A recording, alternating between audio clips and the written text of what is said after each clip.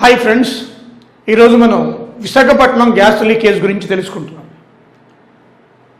దీని యొక్క బ్యాక్గ్రౌండ్, ఇదే విధంగా ఇలాంటి సంఘటనలు భారతదేశంలో చాలా జరిగాయి. ముఖ్యంగా భోపాల్ సంఘటన, the world worst chemical disaster Bhopal. So అదే తరహాలో ఇప్పుడు విశాఖపట్నంలో కూడా మే 7th ఎర్లీ మార్నింగ్ జరగడం జరిగింది. సో ఈ విశాఖపట్నం గ్యాస్ లీకేజ్ ఏ విధంగా జరిగింది, దీన్ని జనరల్గా మనం కెమికల్ యాక్సిడెంట్ అంటాం. Chemical accident. యాక్చువల్గా ఆ కంపెనీ పేరేంటి? LG polymers. ఇది సౌత్ కొరియన్ బేస్డ్ కంపెనీ. మనకి ఎల్జీ ప్రొడక్ట్ చాలా సుపరిచయం. LG is the popular product in the world, not only in India. ఈ ఎల్జీ ప్రొడక్ట్స్ చాలా ఉన్నాయి మనకి. రిఫ్రిజిరేటర్స్, ఏసీస్, ఫ్రిడ్జ్లు చాలా ఉన్నాయి మనకి. అదే గృహోపకరణాలు చాలా ఉన్నాయి. సో ఇది LG polymers, south Korean based company. అదేవిధంగా ప్లేస్ ఆర్ఆర్ వెంకటాపురం, విశాఖపట్నంలో ఆర్ఆర్ వెంకటాపురం, అక్కడ ఈ యొక్క ప్లాంట్ మనకి లొకేటెడ్ అయి ఉంది. అలాగే కెమికల్, ఏ కెమికల్ రిలీజ్ అయింది అంటే స్టైరిన్ మోనోమర్. స్టైరిన్ మోనోమర్, ఈ మోనోమర్ నుంచి పాలిమర్ ఉత్పత్తి అవుతుంది.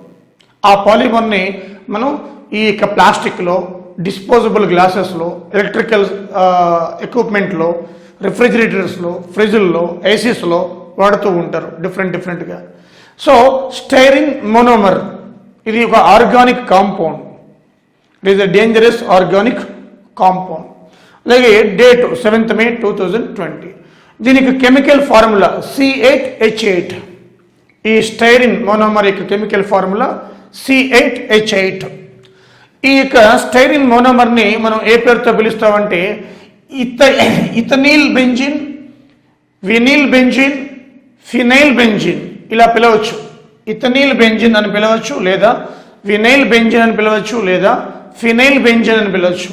Styrene monomer or ethenyl benzene, vinyl benzene, phenyl benzene, ఏ పేరుతో పిలిచినా కూడా ఇదే వస్తుంది మనకి. మరి ఈ యొక్క కంపెనీ ట్రాక్ రికార్డ్ ఏంటి అంటే, ఈ కంపెనీలో మనకి 1998లో కూడా ఒక ప్రమాదం జరిగింది. అప్పట్లో కొద్దిమంది గాయపడ్డారు, చనిపోలేదు కానీ 1998లో. ఆ తర్వాత అయినా జాగ్రత్తలు తీసుకోవాల్సి ఉండాల్సింది, బట్ తీసుకోలేదు. ఈ రోజున సిటీ ఆఫ్ డెస్టినీ విశాఖపట్నం. అంటే విశాఖపట్నంలో ఎన్నో బీచెస్ ఉన్నాయి, ల్యాండ్స్కేప్ డిఫరెంట్గా ఉంటుంది, ఈస్టర్న్ ఘాట్స్లో ఉంది, అద్భుతమైన సిటీ. కాబట్టి ఈ విశాఖపట్నం సిటీని మనం జనరల్గా ఏ పేరుతో పిలుస్తామంటే city of destiny. City of destiny అని పిలుస్తారు, because of the landscape. City of destiny. అలాంటి విశాఖపట్నంలో ఒక పక్క కరోనా, మరో పక్క ఈ గ్యాస్ యొక్క విక్టిమ్స్. మరి ఈ కంపెనీ ఈ యొక్క ఒక బ్యాక్గ్రౌండ్ చూసి ఈ లీకేజ్ కారణమైన ఈ గ్యాస్ గురించి మన ఎగ్జామ్ పాయింట్ ఆఫ్ వ్యూలో ఏ విధంగా రావచ్చు అనేది చూద్దాం. ప్రస్తుతానికి ఇక్కడ స్టైరిన్ మోనోమర్, ఇది ఆర్గానిక్ కాంపౌండ్. అది ఆర్గానికా, ఇన్ఆర్గానికా, బోతా, నన్ ఆఫ్ దీస్ అని అడగవచ్చు ఎగ్జామ్లో. Styrene monomer. ఈ స్టైరిన్ మోనోమర్ నుంచి పాలిమర్ తీస్తుంది. ఇది మోనోమర్.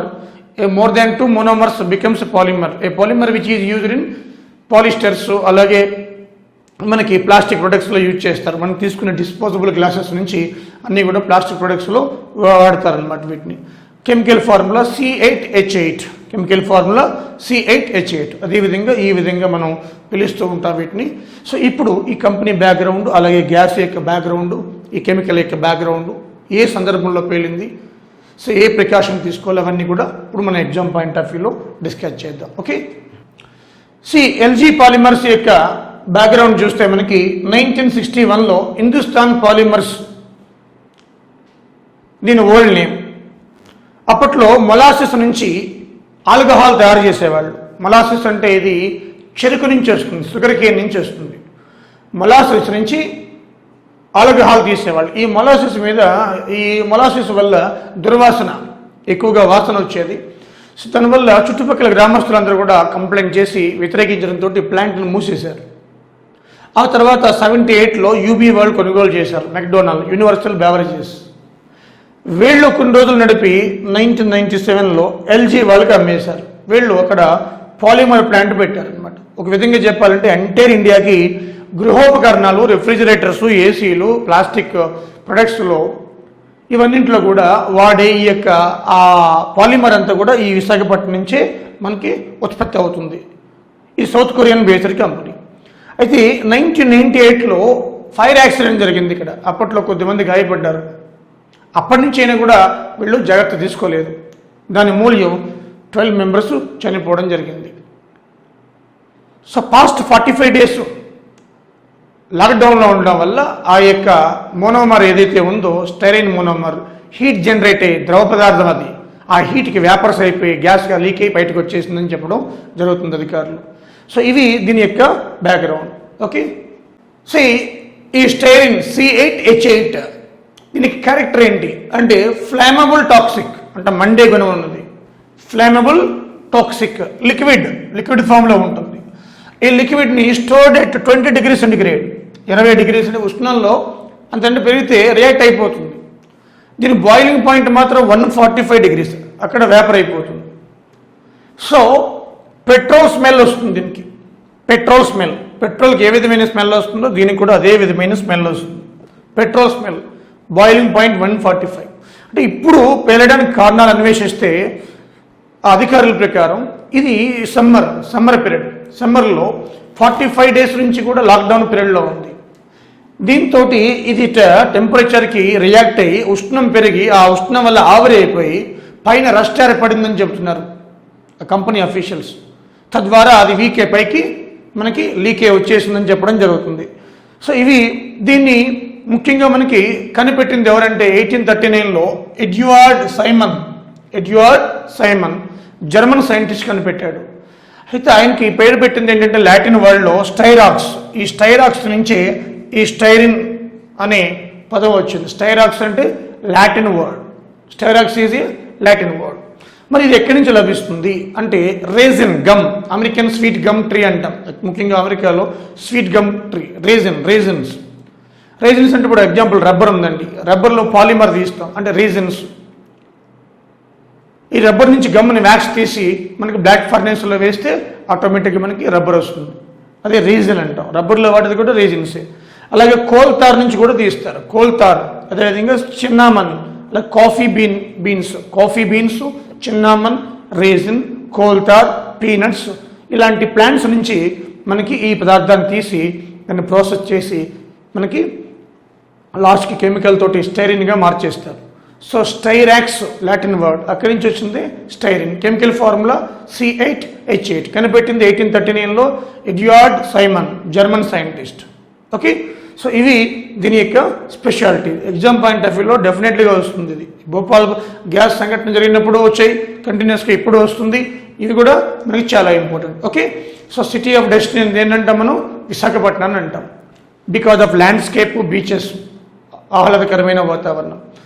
సో అదేవిధంగా స్టైరిన్ యొక్క C8H8 యొక్క characters. Okay, effects on health. ఇది తెల్లవారుజామున 2-3 ప్రాంతాల్లో లీక్ అయింది.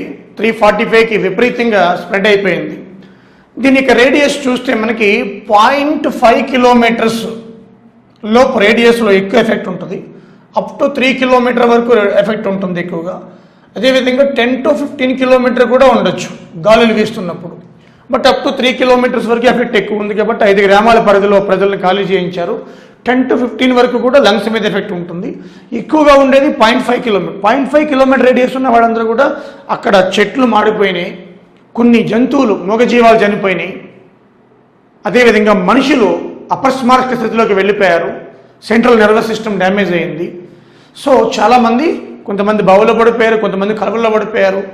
ఈ ఎవరైతే ఎక్కువగా ఇన్హాలింగ్ చేస్తున్నారో అంటే పీలుస్తున్నారో వాళ్ళందరూ కూడా చనిపోవడం జరిగింది అనమాట. జనరల్గా హెల్త్ ఎఫెక్ట్స్ ఏంటి చూద్దాం. లంగ్స్కి అంటే ముఖ్యంగా ఈ కాలుష్య కారకాల వల్ల డ్యామేజ్ అయ్యే ఫస్ట్ పార్ట్ ఏది అంటే లంగే. ప్రతి 10 మందిలో 9 మంది ఈ కాలుష్యానికి బలైపోతున్నారు జనరల్గా. ఈ మోటార్ వెహికల్ కానీ, ఈ పరిశ్రమల కాలుష్యం కానీ. అలాంటిది ఒకేసారి లీక్ అయ్యి ఇవి ఎయిర్లోకి వచ్చినప్పుడు అవి పీల్చున్నప్పుడు లంగ్స్కి ఎఫెక్ట్ అవుతుంది. సో లంగ్స్కి ఎఫెక్ట్ అయినప్పుడు ఏమవుతుంది, అక్కడ ఈ పాయిజన్ వెళ్ళి హిమోగ్లోబిన్ని అరెస్ట్ చేస్తుంది. ఏదైతే స్టెరిన్ అనే పాయిజన్ లోపలికి వెళ్ళిపోయినప్పుడు హిమోగ్లోబిన్ని అరెస్ట్ చేస్తుంది అనమాట. అప్పుడు ఏమవుతుంది, హిమోగ్లోబిన్ మాలిక్యూల్ అరెస్ట్ అయిపోతుంది. హిమోగ్లోబిన్ మాలిక్యూల్ అరెస్ట్ అయినప్పుడు సెల్స్కి ఏవైతే మనకి కణాలు ఉంటాయో, ఇదంతా సెల్, ఈ సెల్స్కి ఆక్సిజన్ సప్లై చేసేది అలాగే గ్లూకోజ్ సప్లై చేసేది మనకి హిమోగ్లోబిన్. ఈ హిమోగ్లోబిన్ అరెస్ట్ అయినప్పుడు ఆక్సిజన్ సప్లై, గ్లూకోజ్ సప్లై సెల్కి ఆగిపోతుంది. అలాంటప్పుడు ఈ సెల్ చనిపోతుంది. కొన్ని గంటలు వెయిట్ చేస్తుంది, తర్వాత చనిపోతుంది. ఆహారం అందదు, ఆక్సిజన్ అందదు. సో అదే జరిగింది ఇప్పుడు విశాఖపట్నం కేసులో కూడా అదే జరిగింది. లంగ్స్కి ఎఫెక్ట్ అవుతుంది ఫస్ట్ ఆఫ్ ఆల్. ఆ తర్వాత డైజెస్టివ్ సిస్టమ్, ఒకవేళ కొన్ని రోజుల పాటు డైజెస్టివ్ సిస్టమ్ చెడిపోతుంది ఈ యొక్క పాయిజన్ వల్ల. స్కిన్ ప్రాబ్లమ్స్, స్కిన్ మీద రప్చర్స్ కానీ, దురదలు కానీ, మంటలు, మనకి బర్నింగ్, స్కిన్ బర్నింగ్ వస్తుంది. అలాగే ఐ బర్నింగ్ వస్తుంది, స్కిన్ బర్నింగ్ వస్తుంది, డైజెస్టివ్ సిస్టమ్ మీద ఎఫెక్ట్ వస్తుంది. అదేవిధంగా CNS, first central nervous system, అంటే హైపోక్సియా, అంటే కళ్ళు తిరుగుతున్నట్టు, కళ్ళు తిరిగి పడిపోవడం, డ్రౌజీగా ఉండడం, అపస్మారక స్థితిలోకి వెళ్ళిపోవడం మనం టీవీలో చూసాం. సెంట్రల్ నర్వస్ సిస్టమ్ అంటాం, సిఎన్ఎస్ మీద ఎఫెక్ట్ వస్తుంది. అలాగే హైపోక్సియా అంటే ఆక్సిజన్ లేకపోవడం, వాటర్లో ఆక్సిజన్ లేకపోయినా హైపాక్సియా. ఇప్పుడు ఎగ్జాంపుల్ యూట్రిఫికేషన్ అంటాం, అంటే బాగా నాచు పట్టి ఆ వాటర్లో, బావిలో, అంటే పాటుపడిన బావి అంటాం మన భాషలో, వాటర్లో కానీ, స్టాగ్నెంట్ వాటర్ కానీ, బావిలో కానీ ఆ వాటర్ గ్రీన్గా మారిపోయింది ఇంకా, పైన అంటే నాచు ఉంటుంది, ఆల్గే అంటాం. అవి ఎక్కువ పట్టినప్పుడు బ్యాక్టీరియా ఫార్మేషన్ ఎక్కువై ఆ బ్యాక్టీరియా ఏం చేస్తుంది, ఆక్సిజన్ని మనకి గుంజేస్తుంది. దీన్ని BOD అంటాం, బయోకెమికల్ ఆక్సిజన్ డిమాండ్. అది వచ్చినప్పుడు ఏమవుతుంది, హైపాక్సియా వస్తుంది. ఇది వాటర్లో. ఎయిర్లో కూడా అంతే. ఈ గ్యాస్ ఏం చేస్తుంది, ఇప్పుడు ఇది మనం డిస్కస్ చేసాం, స్టైరిన్. ఈ స్టైరిన్ ఏం చేస్తుంది, మనకి ఆక్సిజన్ మాలిక్యూల్ని బంధించేస్తుంది, ఆక్సిజన్ లభించదు, ఈ విషవాయువు లోపలికి వెళ్ళిపోతుంది, వాతావరణంలో ఆక్సిజన్ ఉండదు. సో తద్వారా అటు చెట్లు కావచ్చు, ఇటు మూగజీవాలు కావచ్చు, అన్నీ కూడా మనకి మరణాలు పడతాయి.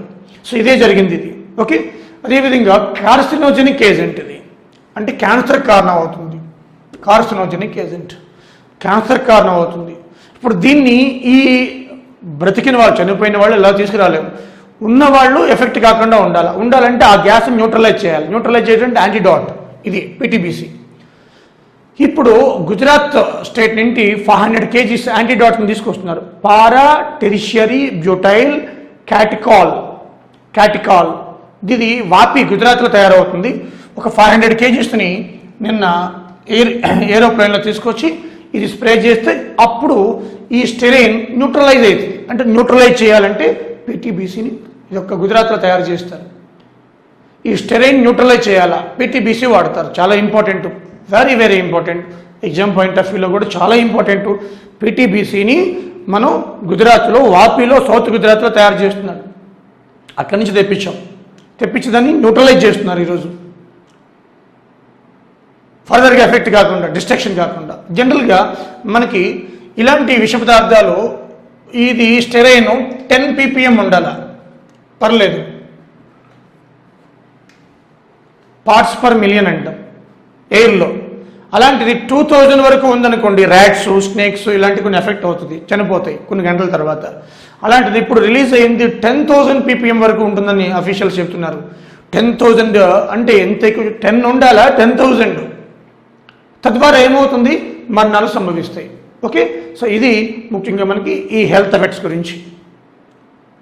కార్సినోజెనిక్ ఏజెంట్, క్యాన్సర్ వస్తుంది, హైపాక్సియాకి దారి తీయచ్చు, సెంట్రల్ నర్వస్ సిస్టమ్ డ్యామేజ్ అవుతుంది, ఐకి ఎఫెక్ట్ అవుతుంది, స్కిన్కి ఎఫెక్ట్ అవుతుంది, డైజెస్టివ్ సిస్టము, లంగ్స్కి ఎఫెక్ట్ అవుతుంది. ఓకే, సో దీన్ని న్యూట్రలైజ్ చేయాలంటే PTBC, ఇది గుజరాత్లో తయారవుతుంది. PTBC అంటే పారా టెరిషియరీ బ్యూటైల్ క్యాటికాల్. ఓకే, యూజెస్ ఏంటి, ఈ స్టెరైన్ మోనోమర్ యొక్క యూజెస్ ఏంటి అంటే, దీన్ని పాలిమర్స్ తయారీలో వాడతారు. పాలిస్టిరిన్ అంటే ఎక్స్పాండబుల్ పాలిస్టిరిన్ మేకింగ్లో వాడతారు. ఈ స్టెరైన్ యొక్క ఉపయోగం ఏంటంటే ఎక్స్పాండబుల్ పాలిస్టిరిన్ మేకింగ్ అంటే ఏంటి, refrigerators, air conditioners, TV parts, disposable glasses, ఇలా మనకి అనేక రకాల గృహోపకరణాల యొక్క ఆర్టికల్స్ తయారీలో వీటిని ఉపయోగిస్తారనమాట. ఇవి దీని యొక్క స్టెరిన్ యొక్క ఉపయోగం. స్టెరిన్ని మోనోస్టెరిన్ లీడ్స్ టు పాలిస్టెరిన్. అలాగే ఇలాంటి సంఘటనలు, విశాఖపట్నం గ్యాస్ లీక్ ఇలాంటిది వరల్డ్ వరస్ట్ కెమికల్ డిజాస్టర్గా మిగిలిపోయింది ప్రపంచ వ్యాప్తంగా ఐక్యరాజ్య సమితి కూడా అదే చెప్పింది. భోపాల్ 1984 December 2 midnight లీక్ అయింది. 3 వరకు కొనసాగుతూనే ఉంది. యూనియన్ కార్బైడ్ కంపెనీ, ఇది అమెరికన్ కంపెనీ. ఈ కంపెనీ తర్వాత డో కెమికల్స్ కొనుగోలు చేసింది.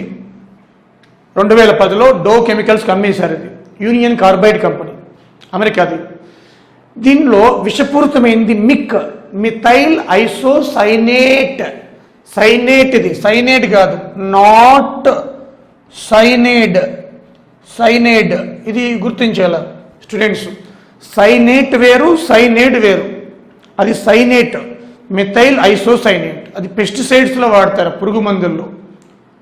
సెల్విన్ అనే ఒక పెస్టిసైడ్ తయారీలో వాడతారు. చూద్దాం ఏంటో దాని సంగతి.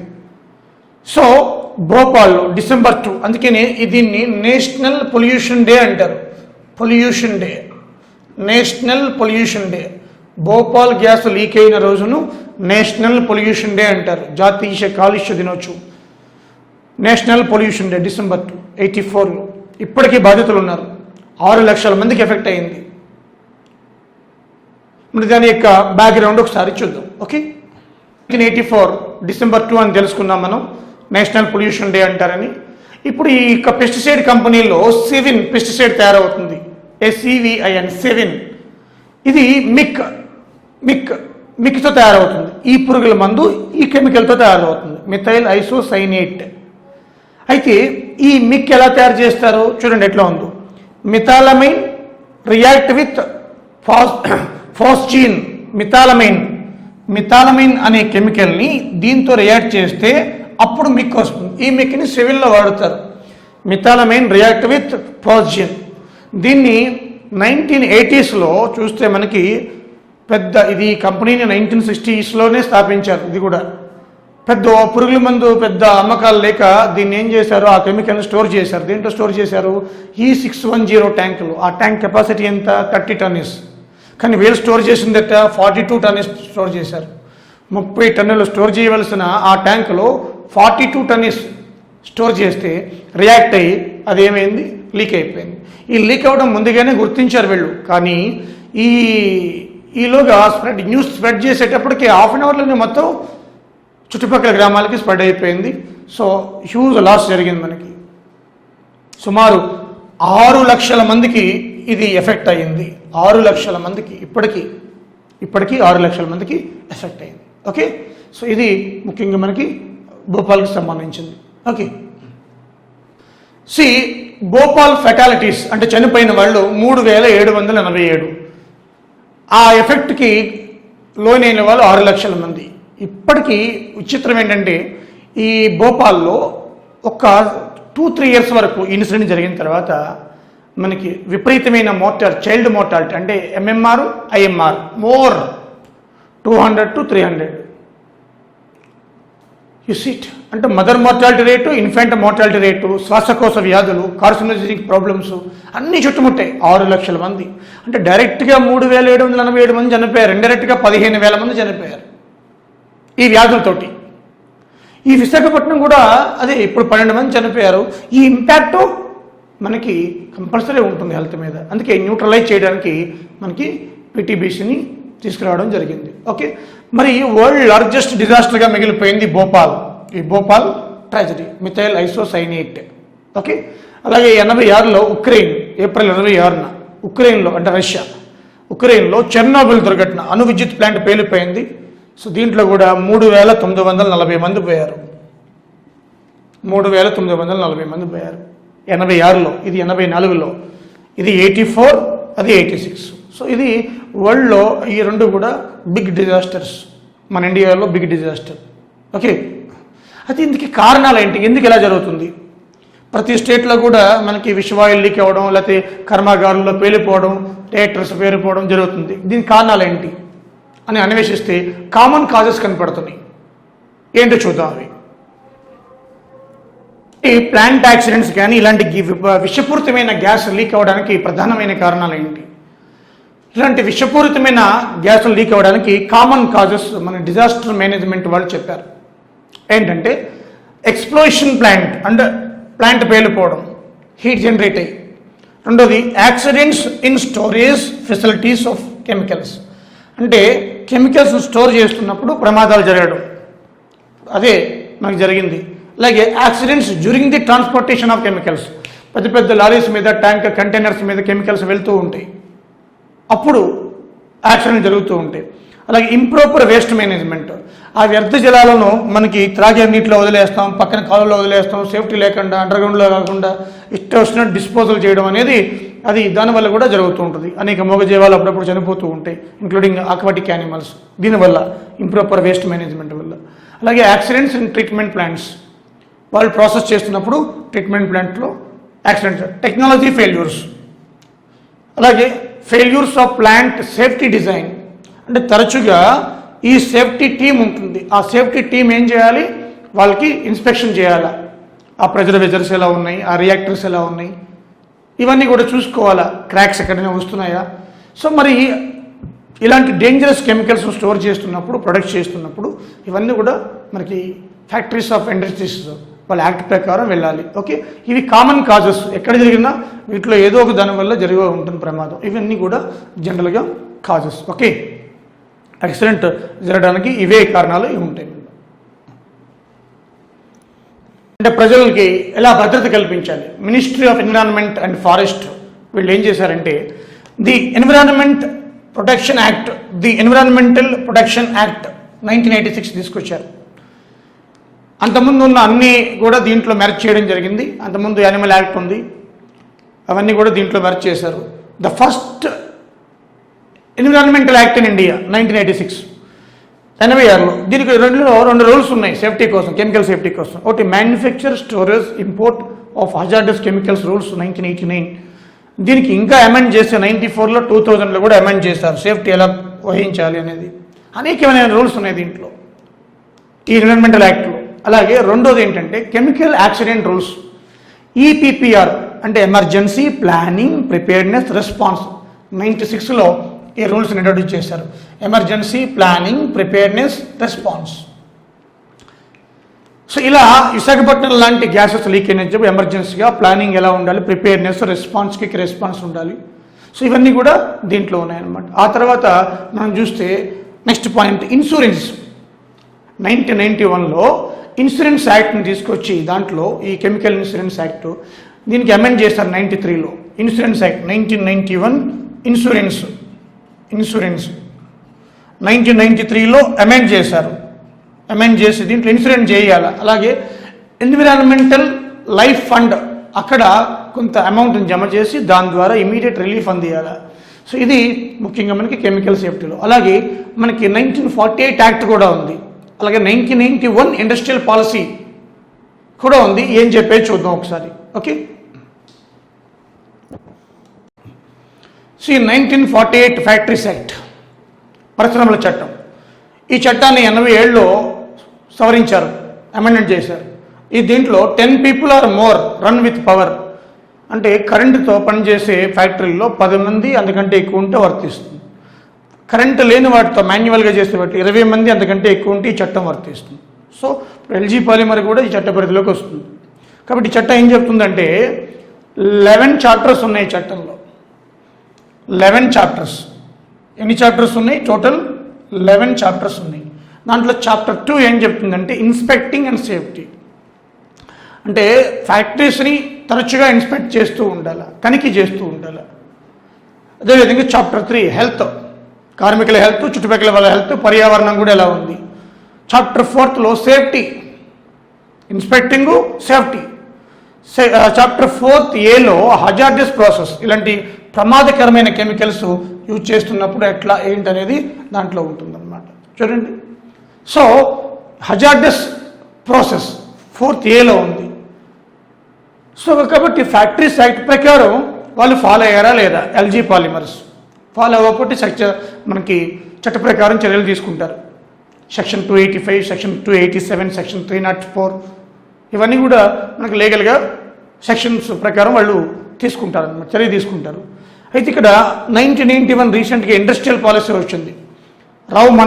పివి నరసింహారావు, మన్మోహన్ సింగ్ అప్పుడు ఎకనామిక్ రిఫార్మ్స్ వచ్చినప్పుడు ఈ ఇండస్ట్రియల్ పాలసీ కూడా ఏం చెప్తుందంటే కాలుష్యభరితమైన ప్రమాదకరమైన పరిశ్రమలు సిటీకి 25 కిలోమీటర్ల దూరంలో ఉండాలా.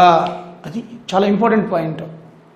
సిటీకి 25 కిలోమీటర్ల దూరంలో ఉండాలి ఈ ప్రమాదకరమైన ఈ పరిశ్రమలను కూడా. సిటీకి 25 కిలోమీటర్ల దూరంలో ఉండాలి.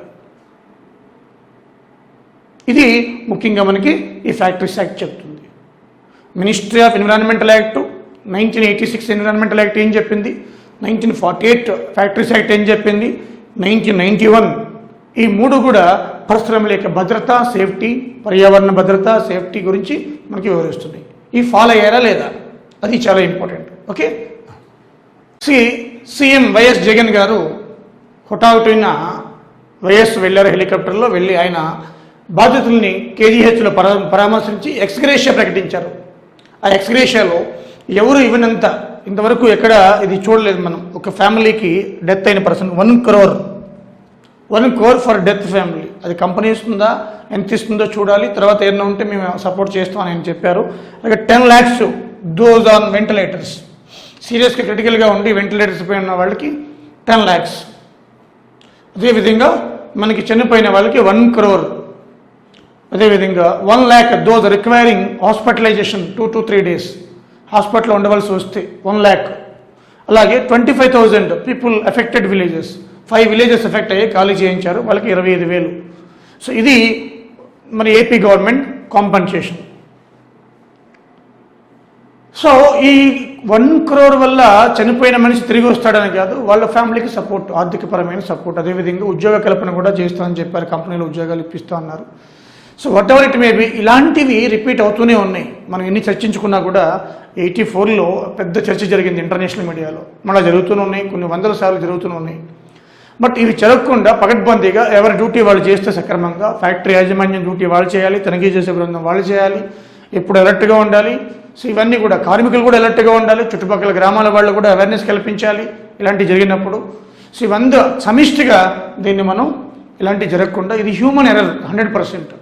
సో మానవ తప్పదం కాబట్టి ఇలాంటి రిపీట్ కాకుండా మనం కాపాడాలి. Okay, so thank you very much.